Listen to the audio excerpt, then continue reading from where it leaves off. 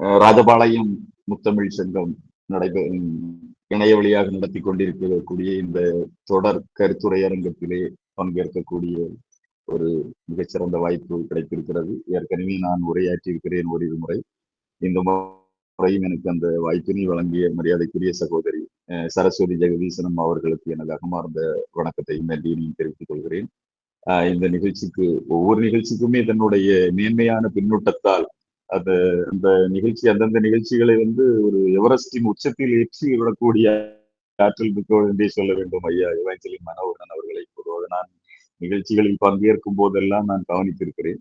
அவர்கள் அந்த பின்னோட்டம் பொதுவாக ஒரு சிகரத்தில் ஏற்றக்கூடிய அளவிற்கு அந்த நிகழ்ச்சியை சாதாரணமாக இருந்தால் கூட மிகவும் உயர்த்தி பேசி அத்தனை கருத்துக்களையும் ஆழமாக கவனித்து அதை மிக செம்மையாக விவரிக்கக்கூடிய ஆற்றல் மிக்கவர்கள் ஐயா எவாஞ்சலின் மனோகரன் அவர்களுக்கும் எனது அகமார்ந்த நன்றியும் வணக்கத்தையும் தெரிவித்துக் கொள்கிறேன். எங்களது ஊரை சார்ந்த அருமையண்ணன் அசோகன் அவர்களுக்கும் எனது நன்றி. ஐயா ஜின்னா அவர்களுக்கும் அகமார்ந்த நன்றியும் வணக்கத்தையும் தெரிவித்துக் கொள்கிறேன். கலித்தொகையில் அன்பு, ஏற்கனவே சங்க இலக்கியத்தை பற்றி நம்ம பல ஆயிரம் ஆண்டுகளையும் கடந்து ஒவ்வொருத்தரும் பேசி பேசி பேசி பேசி பின்னி அதை அவ்வளவு பேசியாச்சு. ஆனாலும் நம்ம ஏற்கனவே நான் அடிக்கடி குறிப்பிடுவதை போல இலக்கியங்களை 3 வகையாக பிரிக்கலாம். படைக்கப்படும் காலத்திற்கு மட்டுமே பயன்படக்கூடிய இலக்கியங்கள், படைக்கப்படும் காலத்திற்கு கூட பயன்படாத இலக்கியங்கள், காலத்தையும் கடந்து எந்த காலமும் நிலைத்திருக்கக்கூடிய ஆற்றல் மிக்க படைப்பு. அதாவது எந்த காலத்திலும் 1000 ஆண்டுகளை கடந்து, 2000 ஆண்டுகளை கடந்து, 3000 ஆண்டுகளை கடந்தும் இன்றளவும் பயன்படக்கூடிய இலக்கிய வகையை சார்ந்துதான் பொதுவா நம்முடைய சங்க இலக்கியங்கள், அற இலக்கியங்கள், 18 கணக்கு, மேல் கணக்கு நூல்கள், திருக்குறள், நம்ம இதுல குறள் எல்லாமே சொல்லலாம். 18 கணக்கு உள்ளதுதான். அப்போ அந்த இதுல நமக்கு அதில் ஒன்றுதான் இந்த கலித்தொகை. கலித்தொகை பொதுவாக நம்ம எல்லாருக்குமே தெரியும். காலத்தால் அந்த பிற்பட்டது 18, மேற்கணக்குல நற்றிணை நல்ல குறுந்தொகை 500 ஒத்த 10 ஓங்கு பரிம்பாடல் பெற்றறிந்தவர் ஏத்தும் கலியோடு அகம்புறம் திறத்தேட்டு தொகை என்று பழம்பெரும் பாடல் கூறுகிறது. அந்த அத்திலையும் கற்றறிந்தோர் ஏத்தும் அந்த வார்த்தையை நம்ம பொதுவாக ஆய்வாளர்கள் ஆழமா குறிப்பிடுவாங்க. அதை தனியா குறிப்பிடுவாங்க. கற்றறிந்த அறிஞர்கள் கூட புகழக்கூடிய ஆற்றல் மிக்கது இந்த கலித்தொகை என்று கூறுவார்கள். கலித்தொகை காதலர்தம் அகத்தொகை. ஒரு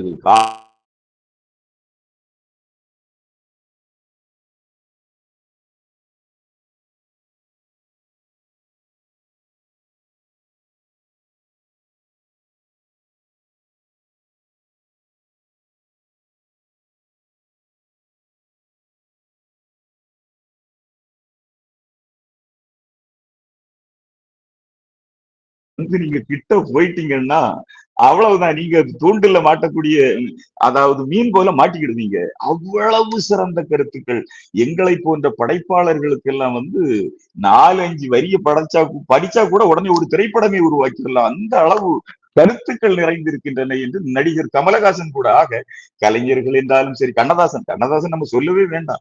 கண்ணதாசன் சங்க இலக்கியத்திலிருந்து எடுத்து எத்தனையோ பாடல்கள் எழுதியிருக்கிறாரு. கலித்தொகையிலிருந்து எடுத்திருக்காரு. கலித்தொகையில் அதுவும் குறிப்பா இந்த நம்ம இந்த பாடல் நிறைய பேர் சொல்லுவாங்க. அதாவது நம்ம பட்டணத்தில் பூதம் என்ற படத்தில் இடம்பெற்ற பாடல். அதாவது இந்த ஜெய்சங்கரும் KR விஜயாவும் நடிச்சிருப்பாங்கன்னு நினைக்கிறேன். அதுல அவர் அதற்கான பாட்டு வேணும், ஒரு காதல் ஒரு பாட்டு வேணும்னு உடனே அவருக்கு அப்போ காமராஜர் கூட கொஞ்சம் சிறைய முரண்பாடு ஏற்பட்டு காங்கிரஸ்ல இருந்து விலகிட்டாராம். அப்பவும் அவருக்கு இந்த கலித்தொகை பாட்டு தான் கண்ணதாசனுக்கு இந்த கலித்தொகையும் ஞாபகம் வந்திருக்கு. காமராஜருக்கு ஒரு தூது விடு பாடல் மாதிரி எடுத்திருப்பாரு. அதாவது அதுல காதலனை காமராஜர் மாதிரியும், அந்த KR விஜயா காதலியை கண்ணதாசன் மாதிரியும் சித்தரித்திருப்பாரு அந்த இதுல.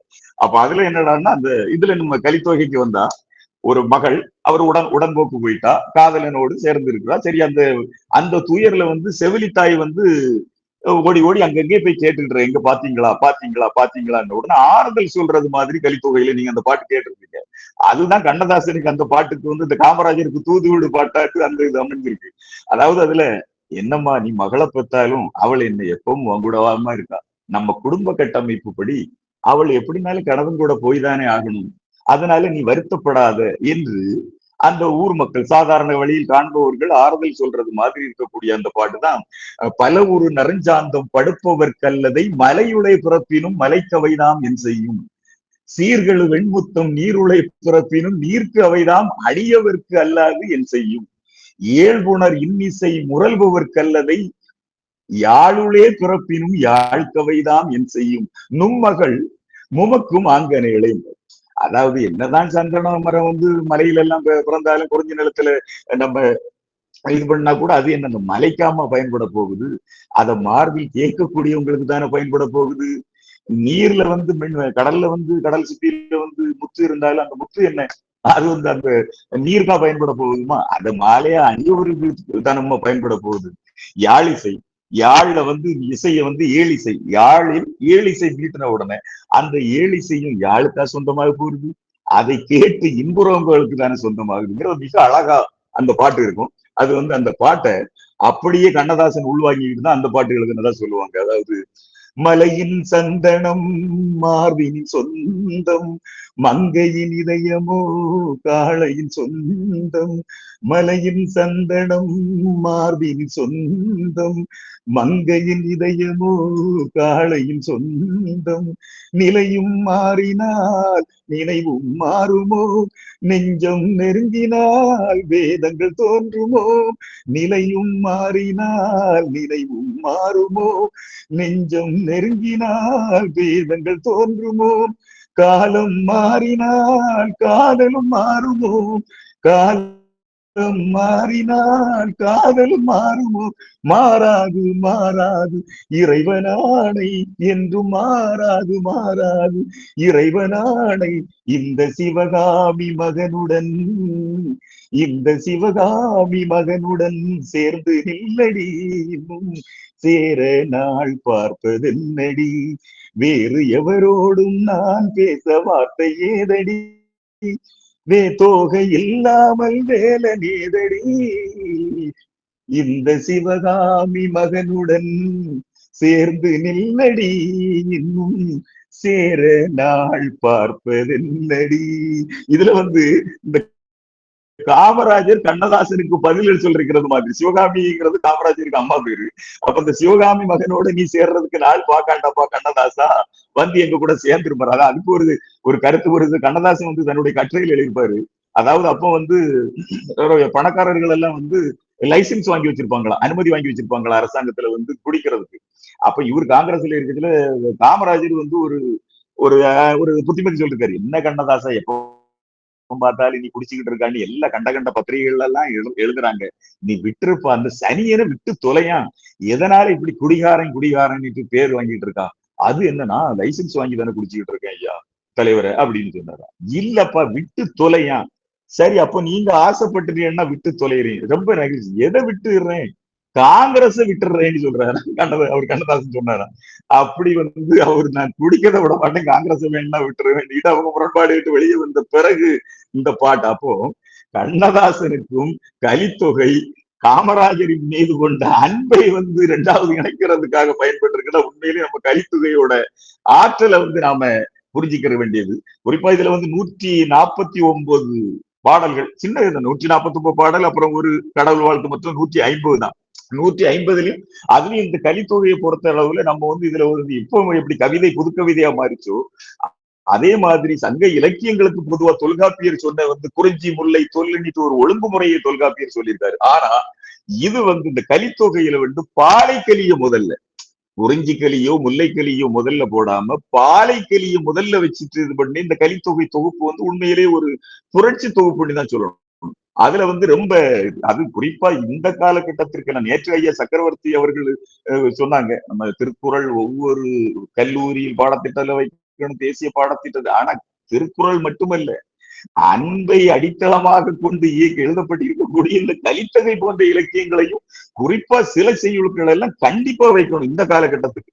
இப்பெல்லாம் நம்ம ஒரு செய்தியை பார்த்தோம், குரட்டை விட்டுட்டான் கனவைங்கிறதுக்காக கூட நம்ம அவங்க விவாகரத்து கேட்டு வந்து எதுக்கு வேற காரணம் இல்லை, அவரு என் கனவை குரட்டை விடுறாரு, அவர்கிட்ட நான் இனி வாழ முடியாது அப்படி அந்த அளவு குரட்டை விடுவதற்கு குரட்டை விடுறதை கூட சகிச்சுக்காம அவங்க வந்து விவாகரத்துக்கு போயிடுறாங்க.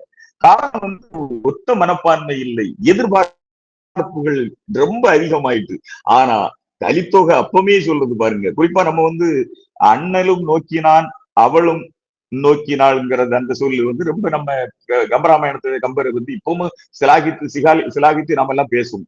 அதாவது அண்ணலும் நோக்கினான் அவளும் நோக்கினாள். இது வந்து இன்றளவு 2024 இலக்கிய மேடைகள்ல எங்க பார்த்தாலும் ராமாயண சொற்பொழிவாகட்டும், பெரிய பெரிய சமய சொற்பொழிவாகட்டும், இதை கண்டிப்பா குறிப்பிடுவாங்க ரொம்ப. ஆனா உண்மையிலேயே கம்பர் வந்து அந்த கருத்தை கலித்தொகையில இருந்தா எடுத்திருக்காருன்னு நம்ம இருக்கணும். அதாவது நம்ம பிரிவினும் சுடுமோ பெருங்காடு, அதுதான் ரொம்ப பிரிவினும் சுடுமோ பெருங்காடுங்கிறத இன்றளவு நம்ம அந்த அண்ணலும் நோக்கினான் அவளும் நோக்கினான்ங்கிறது எப்படி இன்றளவு நம்ம பேசுறோமோ அதே மாதிரி கம்பர் வந்து அந்த சீதையின் கூற்றாக இருக்கக்கூடிய ராமன் 14 ஆண்டுகள் வனவாசம் செல்றதுக்காக தயாராகிட்டு இருக்கக்கூடிய நேரத்துல சீதை நீ வர வேண்டாம், நான் மட்டும்தான் போவேன், யாருமே வர வேண்டாம், என் கூட லக்குவன் வர வேண்டாம், சீதை வர வேண்டாங்கும் போது இந்த அவர் மட்டும் தனிக்கு போகும்போது இல்ல நான் வருவேன், அது பெரிய வனவாசம்மா, பெரிய சுரம் இருக்கும்மா, பாலைவன பகுதி இருக்குமா, கல் இருக்கும், முள் இருக்கும், பெரிய பெரிய குண்டு எல்லாம் இருக்குமா, நீ வர முடியாது, அப்போ அந்த ரொம்ப சூடா இருக்கும், சூரம் பாலைவனத்துல நம்ம கடந்து சொல்ல வேண்டும். அப்ப சீதையின் கூற்றா வந்து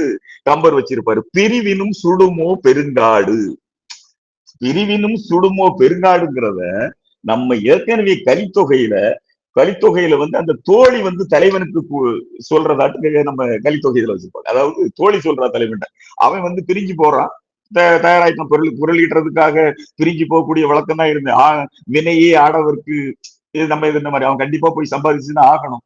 அந்த வகையில வந்து போய் தான் ஆகணுங்கிறது அவன் பொருளீட்டுறதுக்காக, பிரிந்ததுல வந்து கல்வி நிமித்தமாக, பொருளீட்டுவதற்காக நிமித்தமாகங்கிறத நாம படிச்சிருக்கிறோம். அந்த வகையில அவங்க வந்து அவன் பிரிஞ்சு போறான். அப்ப வந்து தோழி போய் அதை வந்து நம்ம பொதுவா நம்ம இலக்கியத்துல அகத்துறையில சொல்லுவாங்க செலவழுந்துதல், அதாவது அங்க போகக்கூடாது, அதை வந்து செலவழுந்து வித்தல்ங்கிறாங்க. நம்ம அகப்பொருள் துறையில வந்து செலவழுந்து வித்தல். ஒரு தோழி வந்து அந்த தலைவனை வந்து நீ போக வேண்டாம், தலைவி இங்க கஷ்டப்படுவா, அப்படி ஒரு அகப்பொருள் துறையே வச்சிருக்கிறது தான் நம்ம இலக்கியங்கள். அதுல வந்து கலித்தொகையில வரக்கூடிய பாட்டு தான் அந்த, அதாவது பிரிவினும் சுடுமோ பெருங்காடு இன்னைக்கு எப்படி சீதா பிராட்டி வந்து நம்ம ராமபிரான்ட்டு சொன்னாங்களோ அந்த கருத்து இங்க இருந்துதான் எடுக்கப்பட்டிருக்கிறதுங்கிறது வந்து நம்ம, அதாவது சென்றோர் முகப்ப பொருளும் கிடவாது. அந்த அந்த அந்த செய்யுளை நீங்க பாத்தீங்கன்னா நீங்க என்ன போன உடனே தேடின உடனே என்ன நம்ம எல்லாம் இப்பவும் சொல்றோம், என்ன அங்க வழிநெடுக பொருளையாப்பா விதைச்சிருக்கிறானுங்க, போன உடனே நீ எடுத்துட்டு வர்றதுக்கு, நீ போன உடனே உனக்கு எல்லா பொருளும் கிடைச்சிடறாதுப்பா. சரி, அப்படியே கிடைச்சிட்டு நீ தான் வைப்போம், நீ வெளிநாட்டுல போய் தான் இவ்வளவு கஷ்டப்படுறிய கிடைச்சிட்டு, ஆனா எல்லாரும் அதுல நீ பெரிய ஆளு கிடையாதுப்பா, அவன் உடனே பொருள் இருந்த உடனே சந்தோஷமா வாழ்ந்துட முடியுமா? சரி, அப்படிதான் ஒண்ணுமே இல்லாதவன் அவன் என்ன சாப்பிடாம பட்டினி கிடந்து செத்து போவானா?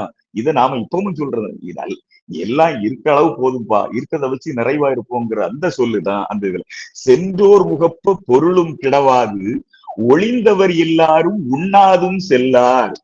இல்லாதவங்க எல்லாம் சாப்பிடாம செத்தா போவாப்பாங்கிறது அவர் இதாக. அதே மாதிரி ஒரே ஊகை தம்முள் தளி உர ஊகை ஒன்றன், இதுதான் நம்ம முக்கியம், ஒன்றன் கூறாடை உடுப்பவரே ஆயினும் ஒன்றினார் வாழ்க்கைய வாழ்க்கை.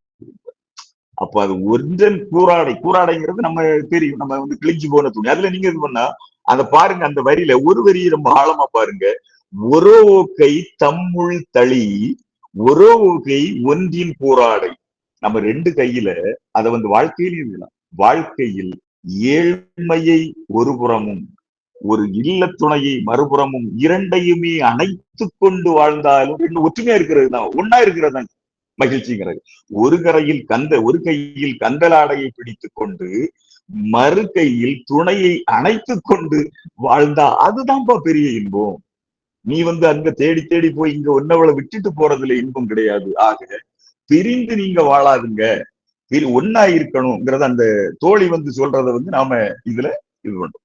அப்ப அதுக்கு பிறகு பாத்தீங்கன்னா இப்ப நம்ம மன்னர் இப்ப பொதுவா பாலைக்கலியில வந்து நீங்க சொல்லவே வேண்டாம், பாலைக்கலியை நீங்க படிச்சீங்கன்னா ஒரு கணம் கூட, உண்மையிலே நான் சொல்றேன், அந்த பாலைக்கலியில உள்ள சில பாடல்கள் எல்லாம் ஒரு கணம் கூட நம்மள வந்து அப்புறம் அதை முடிச்சுக்கிட்டு தான் போகணும், ஒரே ஆசிரியர் என்ன எழுதியிருக்கிறார், இதுல வேற ஏதாவது வித்தியாசமா இருக்கா, அந்த அளவு ரொம்ப இதா இருக்கு, ரொம்ப ஆச்சரியமா இருக்கும்.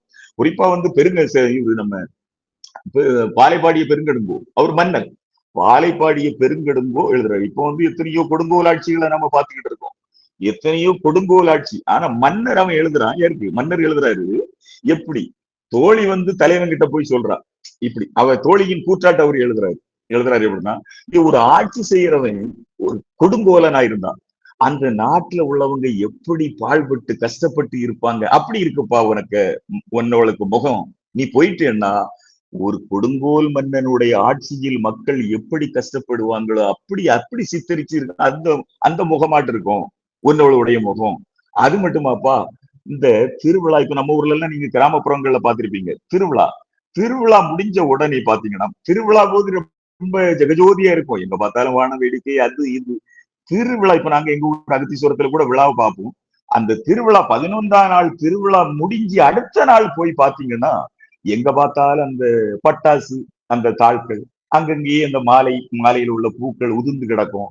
ஒரு ஆட்கள் நடமாட்டம் பெரிய அளவா இருக்காரு. இத வந்து அப்படி அந்த மண்ணை இது ரொம்ப பழம்பெரும் பாடல். அதாவது இது கிமு கிறிஸ்து பிறப்பதற்கு 2000 ஆண்டுகளுக்கு முன்னால் எழுதப்பட்ட கலித்தொகை பாடல்ங்கிறாங்க. பெருங்கெடுங்கோ எழுதினது. அதாவது அவர் எப்படி சொல்றாரு, அவர் மன்னன் முறையில யாருமே கொடுங்கோல் ஆட்சி செய்யக்கூடாதுங்கிறத அவர் அந்த அன்பை மக்களை மீது எந்த அளவு நேசமுடையவராக அந்த பெருங்கெடுங்கோ இருந்திருப்பா. தன்னுடைய பாடல்ல அவர் வந்து அவரு அதை அப்படிதான் சொல்றாரு. அந்த ஊமையா சொல்லும் போது ஒரு கொடுங்கோலனுடைய நாட்டில் மக்கள் எவ்வளவு துன்பப்பட்டு பாழ்பட்டு கிடக்குமோ அந்த நாடு, கொடுங்கோலனுடைய நாட்டில் எப்படி நாடு பாழ்பட்டு கிடக்குமோ அந்த மாதிரிப்பட்ட முகத்தோட மாறிடுவா உன்னவள். உனக்கு மனைவி அப்படி மாறிடுவாப்பா.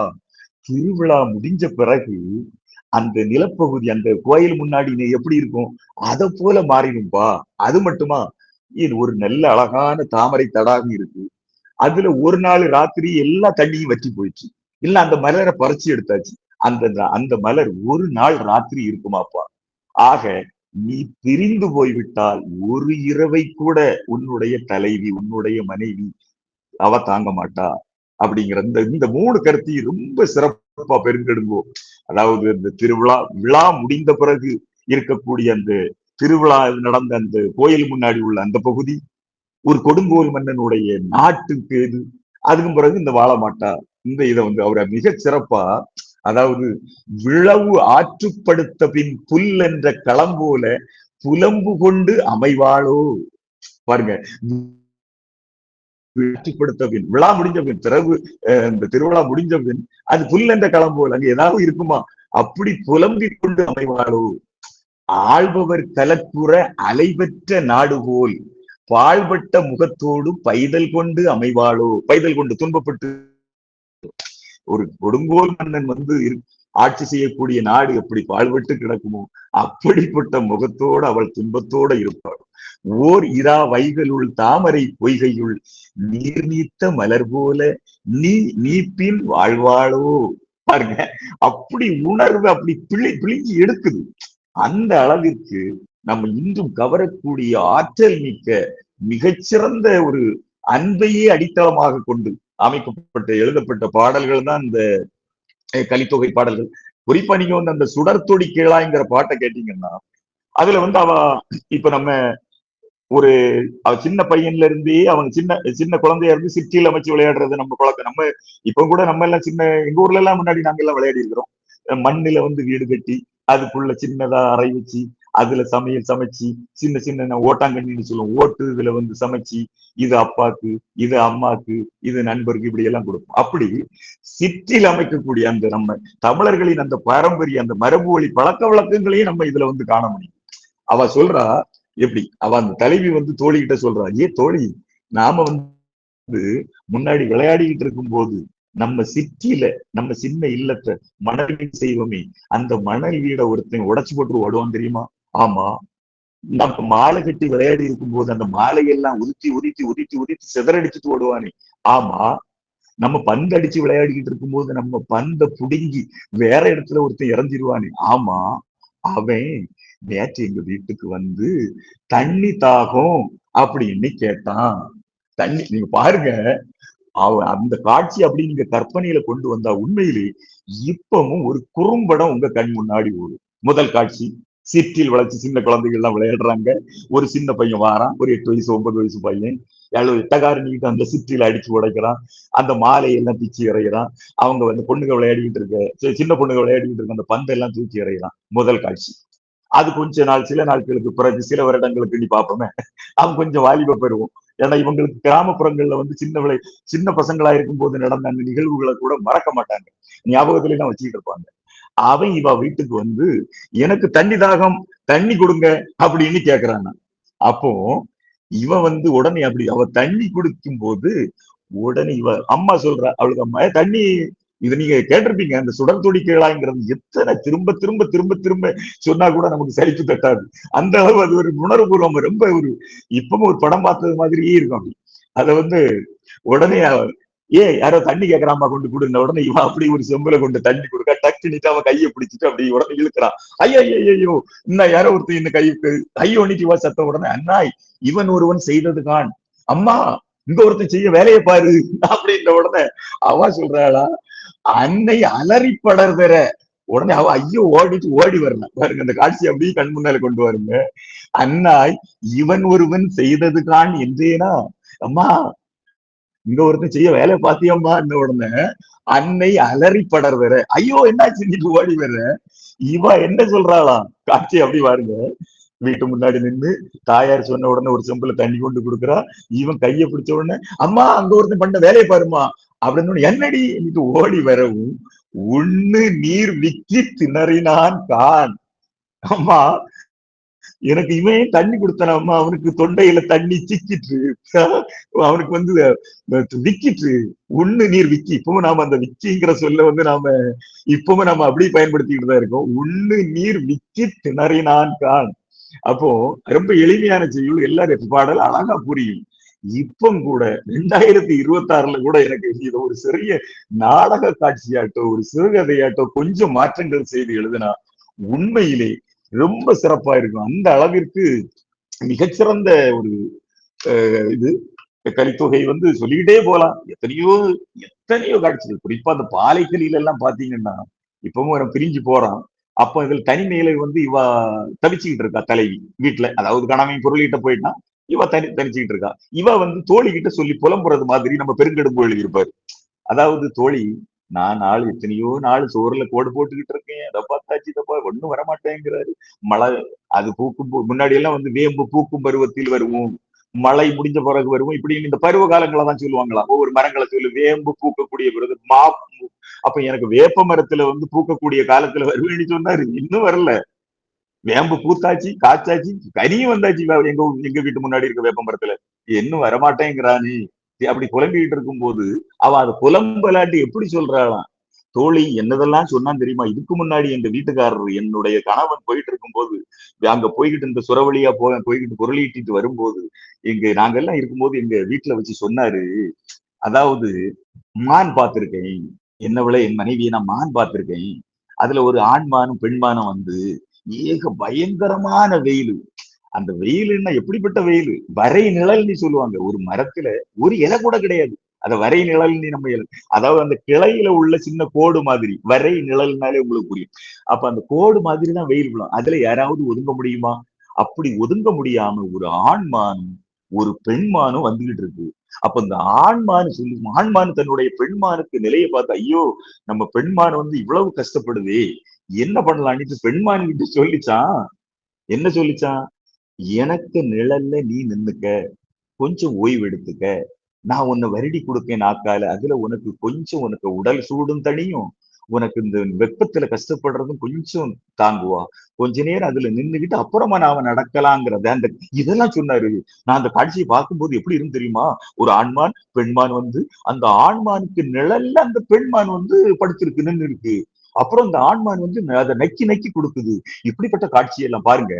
அப்ப அப்படியெல்லாம் அக்கிரணை உயிர்களின் அன்பை கூட என்னிடம் விவரித்த என்னுடைய தலைவன் நாங்க உயிர்வினையாக கஷ்டப்பட்டுக்கிட்டு இருக்கோம்மா வரமாட்டேங்கிறாருங்கிறத அந்த பாட்டை பாருங்க.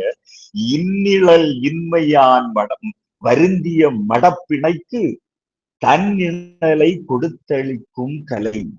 இந்நிழல் இன்மையால் வருந்திய மடப்பிணைக்கு தன்னிழலை கொடுத்தளிக்கும் கலை என்றும் உரைத்தனரே பாருங்க. நிழல் இல்லாம வருந்தக்கூடிய அந்த ஆன்மா அந்த பெண்மானுக்கு தன்னுடைய நிழலையே கொடுத்து ஆசுவாசப்படுத்தி சின்னி அந்த அகிரணை உயிர்கள் எல்லாம் பற்றி அவருக்கு பாசத்தை எல்லாம் சொன்னாரு. நான் உயிர்திணையா கஷ்டப்பட்டுக்கிட்டு இருக்கேன் இன்னும் வந்தா இல்லையா பாத்தியா தோழிங்கிட்டு புலம்பிக்கிட்டு இருக்காங்க. சரி அது மட்டும் அடுத்தால புலம்புறா பாருங்க அடுத்தால புலம்புறா பாருங்க. அவர் ஒரு குடும்பத்துக்கு, அத ஒரு யானை குடும்பத்துக்கு நிகழ்வு சொன்னாரு. யானை குடும்பத்தை பார்த்திருக்காரு அந்த சூரப்பகுதியில. அது என்னெல்லாம் பண்ணிச்சான் தெரியுமா? ஆண் யானை, பெண் யானை, சின்ன குட்டி யானை 3 வந்த உடனே ஒரு ஒரு சின்ன சின்ன நீர்நிலை, கொஞ்சோல தண்ணி, அதுல கொஞ்சம் தான், கொஞ்சம் தண்ணி, அதுல யாருமே குடிக்க முடியாது. அந்த இதையும் அந்த குட்டி யானை ஓடி போய் அந்த சின்ன சின்ன நீர்நிலைக்குள்ள விழுந்து அது அதை கலக்கி விட்டுக்கிட்டே இருக்கு. அந்த கலக்கிய தண்ணியும் தான் குடிக்காம, கலங்கி போன தண்ணி, சின்ன குழந்தை அந்த களிர் சின்ன குட்டியான விளையாடிக்கிட்டு இருக்கு, அந்த விளையாட்டையும் தடுக்கல. அதுல கொஞ்சம் கலங்கிய தண்ணீரை தன்னுடைய மனைவி யானை கிட்ட நீ குடி, நீ குடி அப்படின்ட்டு தன்னுடைய மனைவி யானை கிட்ட குடிச்சு வச்சான். அதாவது அந்த ஆண் யானை தன்னுடைய குழந்தை விளையாடுவதையும் தடுக்கல, தன்னுடைய மனைவிக்கு இது ஏற்கனவே தாகத்துலதான் இருக்கு, ஆனாலும் இது குடிக்காம தன்னுடைய மனைவி மான குடிக்க சொல்லிச்சான். அப்ப அந்த அந்த இதை அதை சொல்ல பாருங்க. துடியடி கயந்தலை கலக்கிய சின்னீரை பிடி ஊட்டி பின் உண்ணும் களிறு என உரைத்தனரி. துடியடி, துடிங்கிறத நம்ம உடுக்கை, நம்ம வில்லுப்பாட்டுல எல்லாம் அடிக்கிறோம், டங்கு டங்கு டங்கு அடிக்கிற அந்த துடி, அது அழகான ஊமை. அதாவது அந்த துடி, அந்த யானையின் பாதங்களை உடுக்கையின் ஒரு பகுதிக்கு அவர் ஒப்பிட்டு இருக்காரு. துடியடி கயந்தலை கலக்கிய சிறுநீரை, கொஞ்சம் இருக்கக்கூடிய அந்த நீரை பிடி ஊட்டி, நீ எவ்வளவு குடிச்ச அந்த தண்ணீரை நீ குடிச்சுக்கம்மா, அது மீதி இருக்கக்கூடிய பின் இன்னும் களிர் எனவும் உரைத்தனர். இத பாருங்க, அந்த குட்டி யானை அதை அது ஒண்ணு செய்யலையா விளையாடுறது, கொஞ்சம் கலங்கிய நீரை பிடிக்கி கொடுத்திருக்கான், அது மனைவி யானைக்கு கொடுத்தான். அதுக்கும் பிறகு கொஞ்சம் மீதி இருக்கக்கூடிய தண்ணீர் தான். அப்போ அந்த குடும்ப கட்டமைப்பு அக்ரணை உயிர்களின் பாசத்தை கூட, அக்ரணை உயிர்களின் வாழ்வியல் முறைகளை கூட எனக்கு இப்படியெல்லாம் சொல்லிக்கிட்டு, ஆனா என்னவன் இன்னும் வராம, இப்பவுமே ஏற்கனவே வேப்பம் பூம்பருக்கும் பூக்கத்து காலத்தில் வருவேன்னு சொன்னாரு அம்மா. நான் கோடு போட்டு போட்டு போட்டு போட்டு என் கையெல்லாம் வலிக்குதே. கோடு போடுவாங்களாம் ஒரு நாள் 2 நாள். அப்ப வீட்டுல இருக்கக்கூடிய பெண்கள் தன்னுடைய கணவன் போனாங்கன்னா, நம்ம இப்ப மாதிரி கேலண்டர் கிளிப்பு தான் கிடையாது. அவங்க அந்த ஏக்கத்தின் வழி, இன்னும் ஒரு 10 கோடு வந்துச்சு, 20 கோடு வந்துச்சு, இந்த கறிக்கட்டை எடுத்து கோடு போடுவாங்களாம். ஐயோ 100 கோடு வந்தாச்சு, இன்னும் 3 கோடுலயா வந்துட மாட்டாங்களா, 10 கோடுலயும் 30 கோடு, 60 கோடு, 90 கோடு, 120 கோடு, கோடு கோடா நான் போட்டுக்கிட்டு இருக்கேன், இன்னவனு நான் கொண்டவன் வரலையே என்று புலம்புறதா உணர்வு பூர்வமாட்டு. நீங்க இந்த உணர்வு பூர்வமா அந்த பாடல்களை எல்லாம் படிச்சா உண்மையிலேயே இன்றளவும் இல்லை என்றளவும் அந்த கலித்தொகை பாடல்கள் நமது உள்ளத்தை கவரும் ஆற்றல் மிக்கவை என்பதில் மாற்றுக்கிறது கிடையாது. அது நெய்தல் கலியில இன்னொரு பாட்டு பாத்தீங்கன்னா, நெய்தல் கலி, அதாவது அந்த நாய்ப்பம் கடை, நம்ம எல்லாம் நம்ம அசோகன் எல்லாம் எல்லாருமே கடற்கரையில உள்ளவங்க. எங்க வீட்டுல இருந்து 1 கிலோமீட்டர் தான் கடல். நேரம் எங்க வீட்டு புளியமரத்துல இருந்து பார்த்தாலே கடல் தெரியும். அப்ப அந்த கடல் சம்பந்தம், இந்த கடல் சம்பந்தமான இந்த காட்சிகள்லாம் வரும்போது ரொம்ப ரொம்ப ஈடுபாட்டோட நான் படிப்பேன். அதாவது ஒரு தலைவன் அவன் விட்டுட்டு போயிட்டாரான், அதாவது விட்டுட்டு போன உடனே இவ கடற்கரை. அப்ப நான் நினைப்பேன், எனக்கு கற்பனையில சரி, எங்க ஊரு கோவளம், அதுல அந்த கடற்கரையில உள்ள பெண்ணு, அவ கணவன் விட்டுட்டு போயிட்டான், அவ அந்த கோவளம் கடற்கரையில இருந்து பாக்குறா. சாயங்காலம் அந்த கதிரவன் கீழே கடல் உள்ள மறைகிறாரு, எங்க பார்த்தாலும் மஞ்ச நிறத்துல இருக்குது வானம். அப்போ அவ அந்த கதிரவனை பார்த்து கற்பனையா, கதிரவனே நீ தான் காலை முடிஞ்சு மத்தியானம் முடிஞ்சு மாலை வந்தாச்சேப்பா, நீ தான் கடலுக்குள்ள அடைய போறியே, மறைய போயிறியே, உனக்கு எதுக்குப்பா இனி ஒளி. அதனால அவ அந்த கதிரவன்ட்ட கேட்கல, என்ன பண்ணுவா, உனக்கிட்ட விளக்கு இருக்கு தெரியுமா, அந்த விளக்கை என்கிட்ட கொடுத்துரு, எனக்கு அழகெல்லாம் சீர்குலைச்சிட்டு கெடுத்துக்கிட்டு ஒரு கள்ளப்போய போயிருக்கானே, என்ன விட்டு பிரிஞ்சு போயிருக்கானே, வராம இருக்கானே, அவனை எங்கேயாவது நான் தேடி கண்டுபிடிச்சிடவாங்கிறாளாம். பாருங்க, அதாவது வெயிலோனே கைவிளக்காக கதிர் சில தாராய் என் தொய்யில் சிதைத்தானே தேர்வு. சூரியனே, கதிரவனே, எனக்கு கை விளக்காக, டார்ச் லைட்டாக வச்சுக்கிடுங்களா, டார்ச் லைட்டாக உனக்கு விளக்க தாப்பா, நான் என்ன அழகெல்லாம் கெடுத்துட்டு ஒருத்தர் இருக்கான், ஒரு கள்ள போய் ஒழிச்சிருக்கான், அவனை தேடி கண்டுபிடிக்கிறேன். உண்மையிலே அவ்வளவு மகிழ்ச்சியாகும். இப்படியெல்லாம் எழுத முடியுமா? நம்ம இப்ப எல்லாம் சில புது கவிதைகள் எல்லாம் அங்கங்கே தேடி தேடி தேடி தேடி மாட்டேங்குது கற்பரை. அப்ப நம்ம புலவர்கள் மனசு எப்படி இருந்திருக்காங்க. அந்த கதிரவன் கிட்ட போய் டார்ச் லைட், இதெல்லாம் நீங்க 2026 ஏதோ நம்ம வைரமுத்து கவிதை போல இருக்கும், புது கவிதை போல இருக்கும். அதாவது வெயிலோனே கதிரவனே இதன் கைவிளக்காக உனக்கு கதிரதாப்பா, நான் எனக்கு ஆளை தேடி கண்டுபிடிக்கிறேன். மையில் சுடரே மையில் சுடரே கைவிளக்காக கதிர் சில தாராய் என் தொய்யில் சிதைத்தானே தேர்க்கு.